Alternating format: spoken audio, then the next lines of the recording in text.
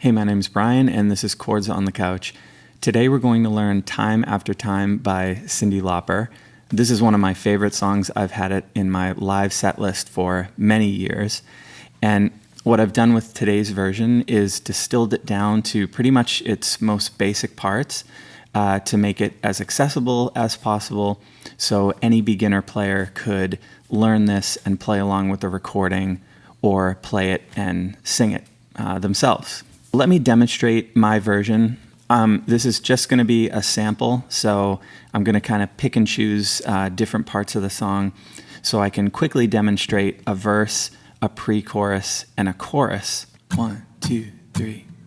Lying in my bed, I hear the clock tick and think of you. Caught up in circles, confusion is nothing new. Flashback, warm night, almost left behind. The second hand unwinds. If you're lost, you can look and you will find me. Time after time. If you fall, I will catch you, I'll be waiting. Time after time. Now the great thing about this song is it's just 3 parts, and you can pretty much use the same strumming pattern throughout the song. There's just one bit that's different, but that's easy too. So let's look at the strumming pattern that you're going to use, like I said, for pretty much the entire song. It's going to be that classic down, down, up, up, down.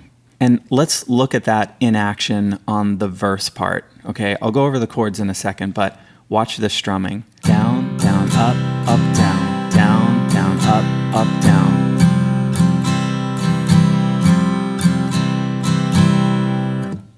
Pretty simple, right? So let's look at the chords.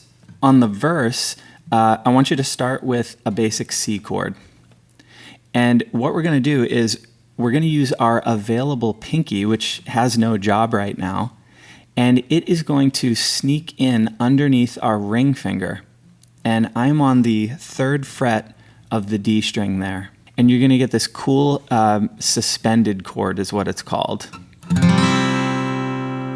You can strum all the strings of a normal C.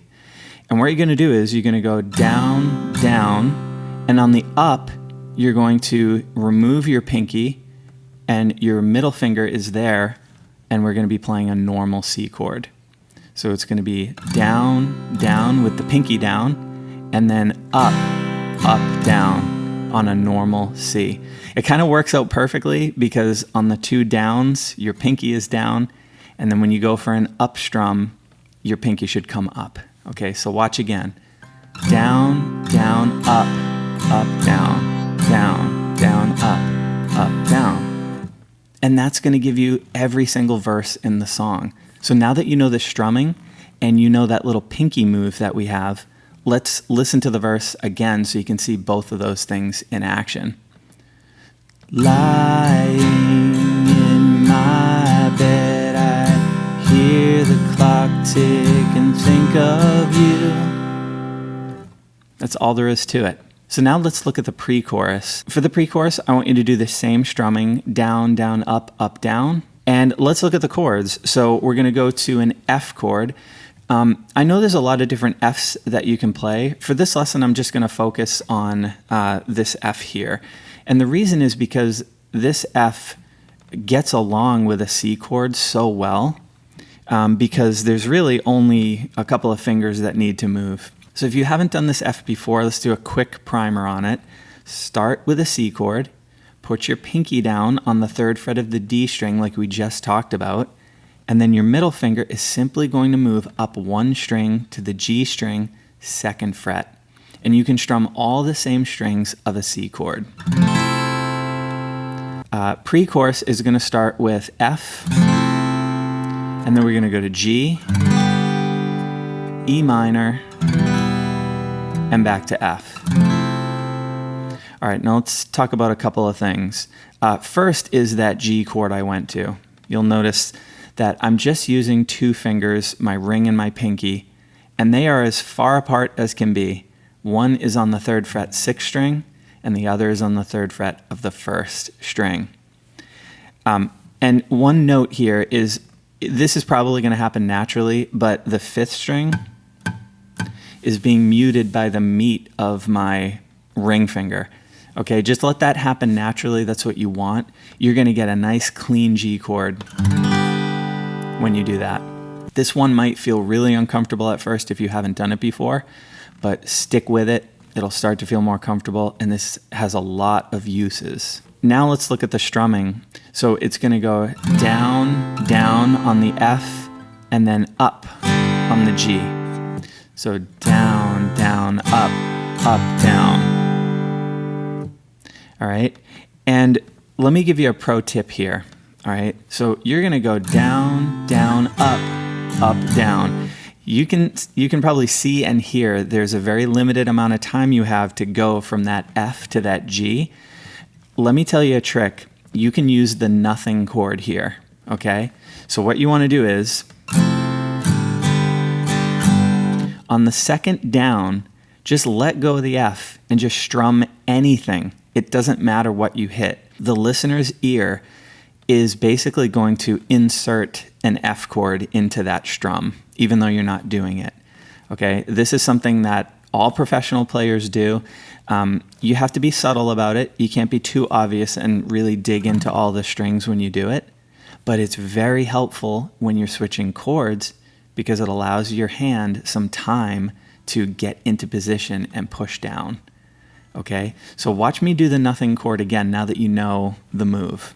So down, down, up, down. Okay, down, down, up, down. It goes by so quick you don't even notice it, but it's very helpful to me while I'm playing it and hopefully to you. Okay, and the next move in the pre-chorus is going to be very similar. We're going to go to an E minor, and we're going to go down, down, up, down, back to the F. Okay, it's the same strumming pattern. The first chord gets 2 down strums, and then the next one is going to finish our up, down pattern. And you can use the nothing chord again here. So you can go down, down, up, down. Hear how clean that sounds? And I'm just strumming that. So it's really handy. Let's look at the whole chorus, just guitar. Down, down, up, down.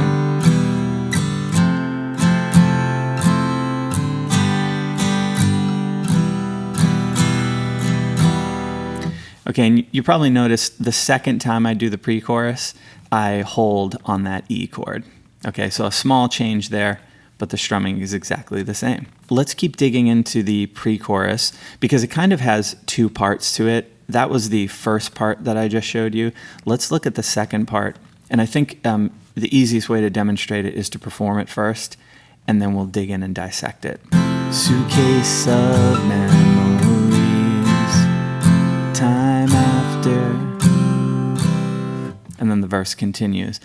Now, let's look at what I did there. So it's the same pattern we're familiar with, starting on the F, down, down, G, up, down, E, F, and then it's just going to be F, time after, on the G.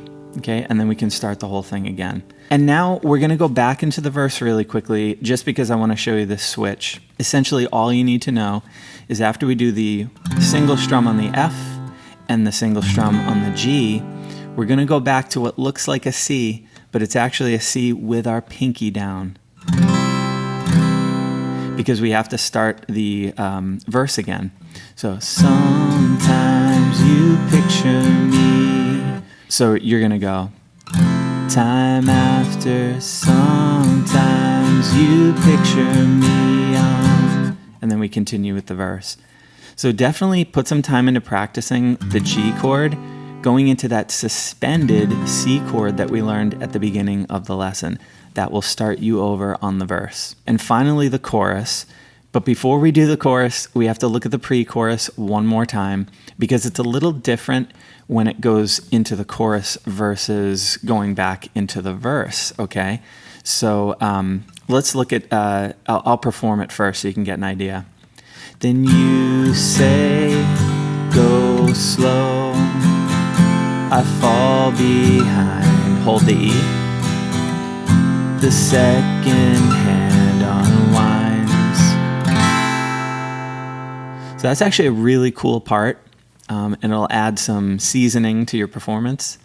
So you're gonna do a normal pre-chorus, but on the second go around, you're gonna go, the second hand unwinds, and hold the F and give it just one nice strum. Let the pick kind of cascade across the strings, and you let that just ring out into the open air. And that really sets up some anticipation for the chorus, okay?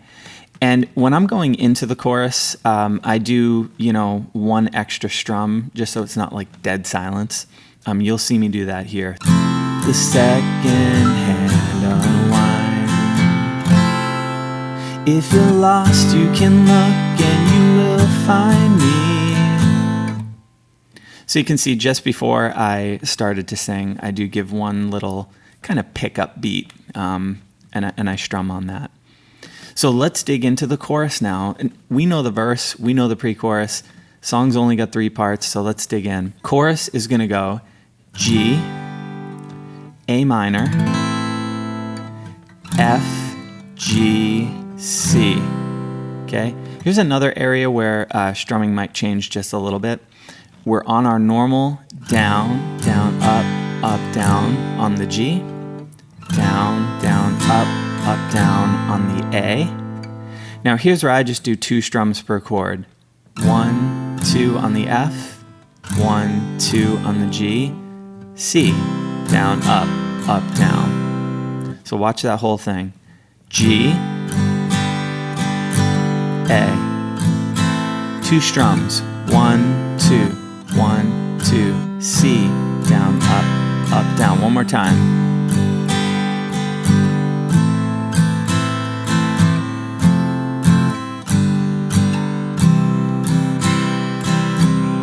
And there you've got the whole chorus. Let's look at a performance of it. If you're lost, you can look and you will find me. Time after time. If you fall, I will catch you. I'll be waiting. Time after time. And then back to the verse. We know that part. So now you know all 3 parts of Time After Time. It's mostly the same strumming. There's a couple of areas where we want to vary it just a little bit to follow the rhythm appropriately. And don't forget about the nothing chord. Use it whenever you need it. So there you have it, Time After Time, a version fit for beginners. The song is 3 parts, mostly the same strumming pattern, and you've got your nothing chord for any moments where you need extra time for a chord change. If you enjoyed the video, like, subscribe, and comment. If you learn the song from this lesson, email me a performance. I would love to see that. And look for a full performance of the song from me in a future video. I will see you in the next one.